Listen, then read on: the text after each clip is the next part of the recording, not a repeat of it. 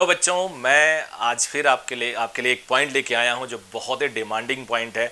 बच्चे अक्सर मुझसे पूछा करते हैं। इनफैक्ट कोई ऐसी क्लास नहीं होती जहाँ पे दो चार बच्चा क्लास के बाद आए और बोले कि सर मुझे ये बता दो वो बता दो जो आज डिस्कस करने वाला हूँ। अब वो पॉइंट क्या है? पॉइंट ये है कि हमारी तैयारी कैसे होनी चाहिए। How to prepare for a big exam like NEET, like JEE, like UPSC, like NDA. तो तैयारी करने के तरीके क्या हो सकते हैं?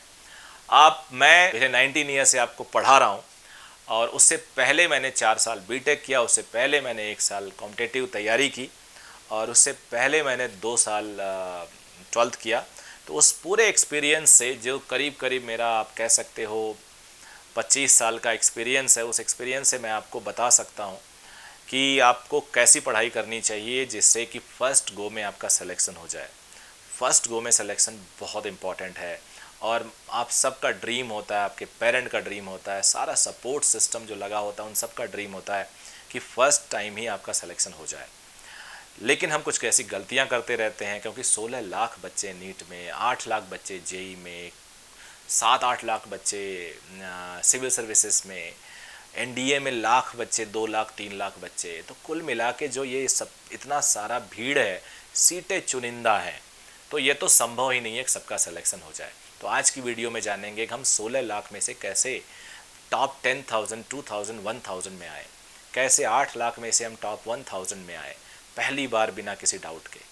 तो इस पूरे प्रोसेस में जो सबसे बड़ा क्वेश्चन पूछा जाता है बच्चों से कि सर हम पढ़ाई कब करें, सुबह करें, रात में करें या दिन में करें। ये क्वेश्चन देखो सब लोग का डिफरेंट आंसर हो सकता है, जब बट मेरा जो पर्सनल व्यू है, पढ़ाई ऐसे समय में करनी चाहिए जब माहौल एकदम शांत हो, जब पिन ड्रॉप साइलेंस हो, तब पढ़ाई करनी चाहिए और बॉडी की एनर्जी हाई हो। और आपके बुजुर्ग, हमारे बुजुर्ग ने एक बात बोली है कि जो भोर का समय होता है जिसे हम ब्रह्म मुहूर्त कहते हैं, that is the best for study. आप जब सो के उठते हो कभी भी, सुबह 5 बजे, 6 बजे, 7 बजे, 8 बजे, कभी भी, तो आप ऐसा करो, अपना चेहरा जाके शीशे में देखो। बिलीव मी, आपका चेहरा एकदम रेड होगा। उस टाइम ब्लड सर्कुलेशन बेस्ट होता है और आपका चेहरा फ्रेश होगा। You just start feeling very very nice. आप बहुत अच्छा फील करने लगते हो जैसे आप सो के उठते हो। तो वो टाइम बॉडी की एनर्जी मैक्सिमम होती है। मैक्सिमम एनर्जी से एडॉप्टेशन मैक्सिमम होता है। आप इमेजिन करो कि आप एकदम थके हुए हो, बिल्कुल थके हुए पूरे दिन काम करके, और आपको 1 किलोमीटर दौड़ना पड़ जाए, एक सिचुएशन। दूसरा सिचुएशन बिल्कुल फ्रेश हो और आपको 1 किलोमीटर दौड़ना पड़ जाए। तो नेचुरली जो फ्रेश होके दौड़ोगे तो उस टाइम आपका आपका जो परफॉर्मेंस होगा बेटर होगा। तो यही चीज़ स्टडी में है कि आप भोर के टाइम में जब पढ़ते हो तो आपका जो बेस्ट है वो निकल के आता है। मैं जब अपने ट्वेल्थ की प्रिपरेशन करता था तो मैं एक हॉस्टल में रहता था। 7 बजे से वहाँ मेस शुरू होता था बोर्ड के पहले। मैं करीब ये बात कर रहा हूँ नवंबर दिसंबर से शुरू किया था मैंने और फरवरी तक ले गया था। तो उस टाइम 7 बजे मेस में पहला शिफ्ट होता था खाना खाने का। जल्दी सर्दियों में दिन हो जाता है, ढल जाता है। तो मैं 7 बजे खाना खा के आके सो जाता था और अलार्म लगाता था 12 बजे रात का। तो 12 बजे अलार्म बजता था, उस टाइम उठता था, मैं दूध गर्म करता था, दूध पीता था, थोड़ी सी नींद भाग जाती थी उससे, और उस टाइम से लेके सुबह 6 बजे तक पढ़ता था। 6 आवर्स की स्टडी होती थी, 6:20, 6:30 तक पढ़ता था।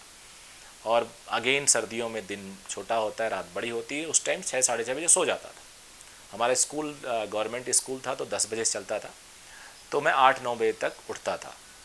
तो जब पूरा का पूरा हॉस्टल सो रहा होता है उस टाइम मैं पढ़ रहा होता था। ऐसे केसेस में हमें एक बेनिफिट मिलता था, मुझे एक बेनिफिट मिलता था। वो बेनिफिट ये था कि मुझे एक बेस्ट आउटपुट मिलता था, कोई डिस्टर्ब करने वाला नहीं, जो भी हो रहा है वो मेरा हो रहा है, मेरे सिवा कोई भी और उसको डिस्टर्ब नहीं कर रहा है, मतलब मुझे डिस्टर्ब करने वाला मैं सिर्फ। तो पढ़ाई का टाइम ये बेस्ट होता है, लेकिन एक्सेप्शनल चीज़ें भी हो सकती हैं। आप कोई और सुटेबल टाइम ले सकते हो। इसमें बहुत बहुत ज़्यादा नहीं अपना व्यू दूंगा, लेकिन मेरे हिसाब से ब्रह्म मुहूर्त या लेट उठ के, मतलब आप जल्दी सो जाओ, उठो लेट नाइट और फिर सुबह तक पढ़ो तो बेस्ट है। कई लोग लेट नाइट तक पढ़ना पसंद करते हैं, that is also not a problem. फिर दूसरा जो सबसे बड़ा क्वेश्चन आता है कि सर कितने घंटे पढ़ा जाए। ये इतना बड़ा क्वेश्चन है कि आपने मेरा वो शुभांकर सेठ जो आईआईटी बॉम्बे से पास आउट बच्चा है उसके साथ इंटरव्यू में भी ये देखा होगा। तो ये बड़ा ही एक जनरल क्वेश्चन है, कॉमन क्वेश्चन है, लेकिन इसका आंसर कोई सटीक नहीं हो सकता। बट आइडियली मेरा मानना है कि अगर आप कॉम्पिटिटिव एग्जाम की प्रिपरेशन कर रहे हैं तो on an average 4 to 6 hours की self study is important if you are achieving high. अब उसमें आपको स्कूल भी जाना है, कोचिंग भी जाना है, तो 4 and 6 आवर्स की एवरेज स्टडी आप कैसे निकालते हो ये आप पे डिपेंड करता है, which is little tough also, क्योंकि आपको दिन में शायद 2-3 घंटा एक्स्ट्रा मिले। बच्चों की बहुत भागा दौड़ी होती है, तो ऐसे केसेस में मेरा एडवाइस है Sunday is the suitable time for your preparation, because Sunday is rest day not for you, it is a rest day for your parents who are working for all 7 days। So it's a rest day for them कि 6 दिन मेहनत किया, 7वें दिन थोड़ा rest किया, घर पे रहा। वो भी तब भी रेस्ट नहीं करते हैं, उनका कोई ना कोई काम रहता है। बट आपके लिए तो बिल्कुल भी नहीं, आपके तो संडे तो मोर परफॉर्मिंग डे होना चाहिए। तो आप संडे को ज़्यादा पढ़ के एवरेज अपना मेंटेन करो 5 से 6 घंटे। तो हफ्ते में 28 to 35, 36, 40 आवर्स तक अगर आप पढ़ते हो, क्वालिटी टाइम देते हो, तो आपको बिल्कुल दिक्कत नहीं आएगी। तीसरा, मैं जब सबके पूछते नहीं है, मेरा सजेशन है, सिर्फ 3 पॉइंट का सजेशन दूंगा। वो ये है कि अगर आप प्रिपरेशन कर रहे हो 1 साल, तो अपने आप को एकदम कट कर दो मोबाइल से, सोशल मीडिया से, और इन सब बाकी टीवी, उसके बाद मूवी, इन सब से एकदम दूर कर दो अपने आप को।